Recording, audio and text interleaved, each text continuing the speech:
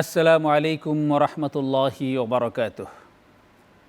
দেশে প্রবাসে কাছেও দূরে যে যেখানে বসে আমাদেরকে দেখছেন সকলকে পবিত্র মাহে রমাদানের আন্তরিক মোবারকবাদ জানাচ্ছি।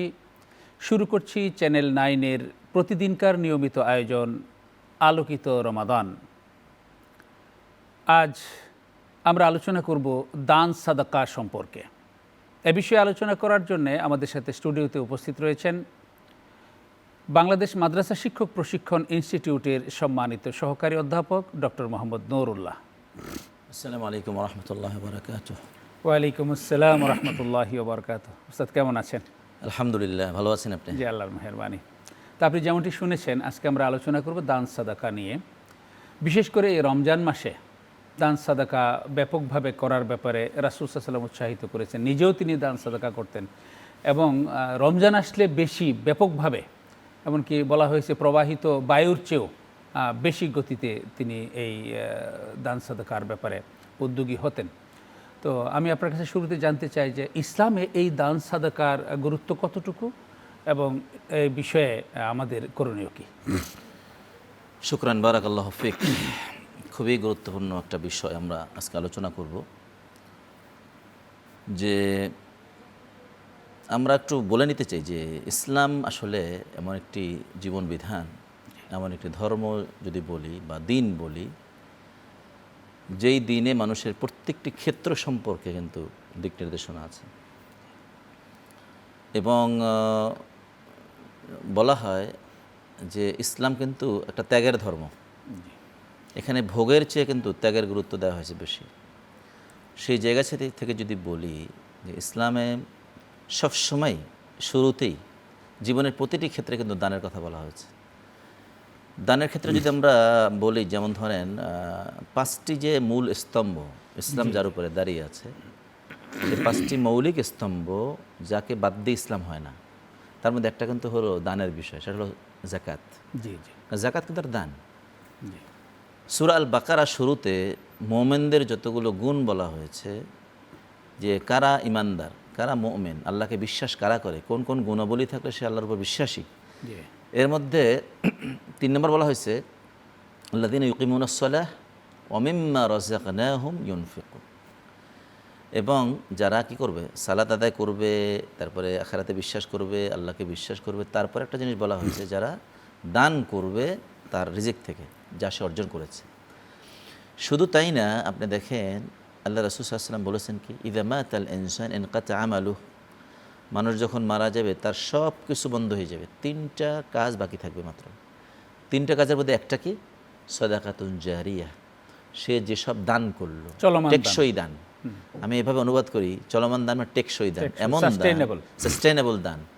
এখানে আমরা এখন ওই জাতিসংঘের যে কথাগুলো শুনি, সাস্টেইনেবল ডেভেলপমেন্ট মানে টেকসই উন্নয়ন, ইসলাম কিন্তু টেকসই উন্নয়নের কথা শিখিয়েছে। অর্থাৎ টেকসই এমন দান করতে হবে যা টেকসই হয়, রাস্তা বানানো টেকসই হবে, স্কুল কলেজ টেকসই হবে, মানে ওয়ান টাইম দানের চেয়ে ওইটার গুরুত্ব বেশি।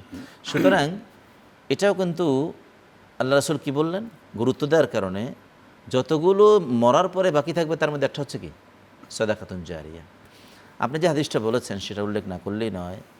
আল্লাহ রাসূল সাল্লাল্লাহু আলাইহি ওয়াসাল্লাম কি ছিলেন, যে কানা রাসূলুল্লাহ সাল্লাল্লাহু আলাইহি ওয়াসাল্লাম আজওয়াদুন নাসি ফি রমাদান মিনার রিহিল মুরসালা, প্রবাহিত বায়ুর চেয়ে তিনি কী করছেন, মানে দান করতেন। এটার ব্যাখ্যায় মুহাদ্দিসরা বলেছেন এভাবে, অর্থাৎ তাকে তিনি যাকে যেটুক দরকার রমজান মাসে সব দিয়ে দিতেন, বিন্দুমাত্র বিলম্ব না, যাকে টাকা দরকার টাকা দিতেন, যাকে ভালোবাসা দরকার ভালোবাসা দিতেন, যাকে পরামর্শ দেওয়ার পরামর্শ দিতেন, প্রত্যেকের হক আদায় করতেন। এখানে একটা কথা বলতে চাই যে মিনার রিহিল মুরসালা কেন বলা হয় পৃথিবীতে শক্তিশালী জিনিস কি, বলা হয় লোহা। লোহার চেয়ে শক্তিশালী জিনিস আছে, সেটা কি, আগুন। কারণ আগুন পোড়ায় ফেলে লোহাকে, কিন্তু আগুনের চেয়ে শক্তিশালী জিনিস কি, সেটা হলো পানি। কারণ পানি আগুনকে নিভে ফেলে। পানির চেয়ে শক্তিশালী জিনিস কি, বলা হয় বাতাস।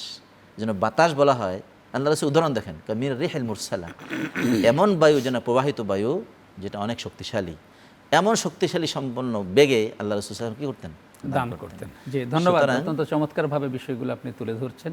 তো আমরা আমাদের সমাজের দিকে তাকালে দেখতে পাই যে এই যে মানে শ্রেণী বৈষম্য, বিশেষ করে ফিনান্সিয়াল স্ট্যান্ডার্ড বিবেচনায়, যে একটা শ্রেণী অঢেল বিত্ত বৈভবের মালিক হচ্ছে, আরেকটা শ্রেণী মানে দারিদ্র্যের কষাঘাতে জড়িত হচ্ছে।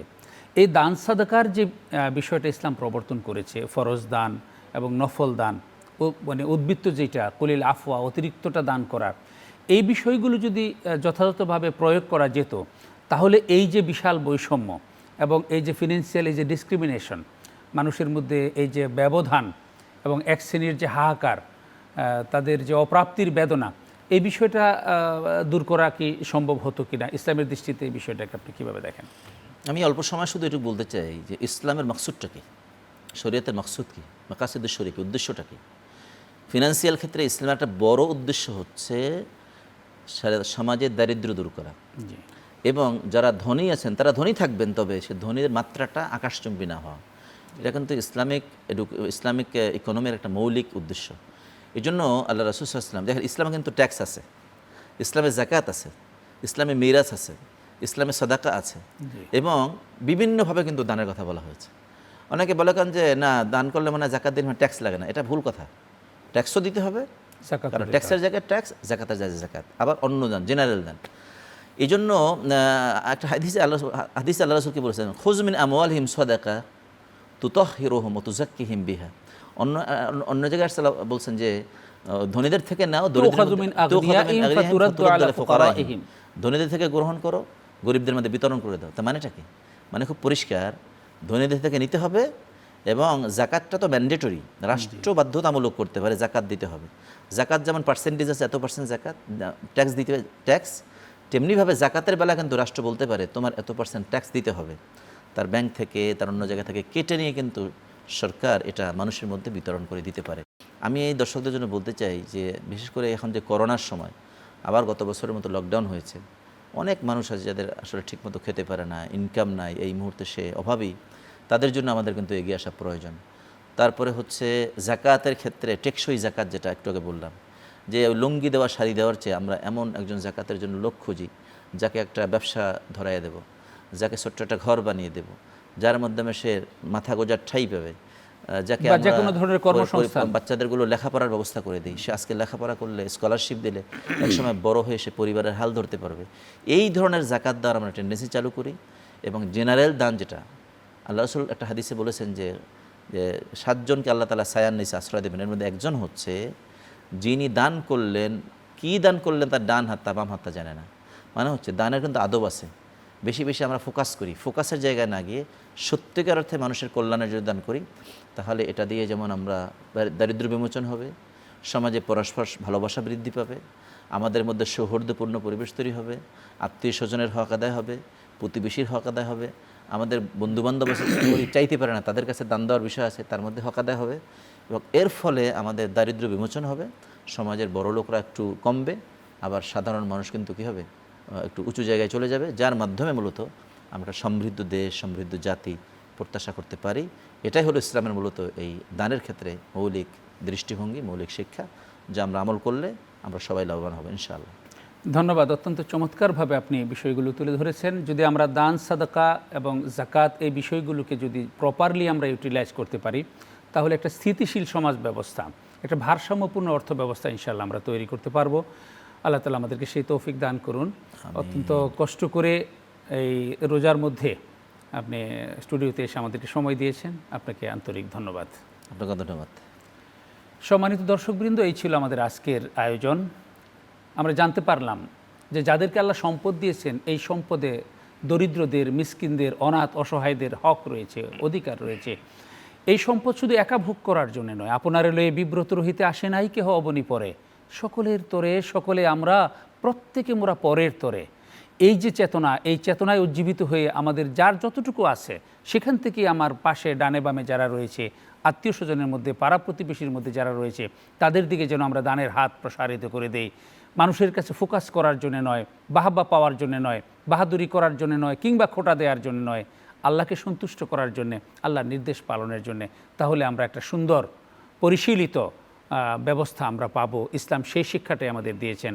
সম্মানিত দর্শকবৃন্দ, আগামী দিন ঠিক একই সময়ে অন্য কোনো একটি বিষয় নিয়ে, অন্য কোনো একজন অতিথিকে সাথে নিয়ে আপনাদের সামনে হাজির হব, সেই প্রত্যাশায় আজকের মতো এখানেই বিদায় নিচ্ছি। আসসালামু আলাইকুম ওয়া রাহমাতুল্লাহি ওয়া বারাকাতুহু।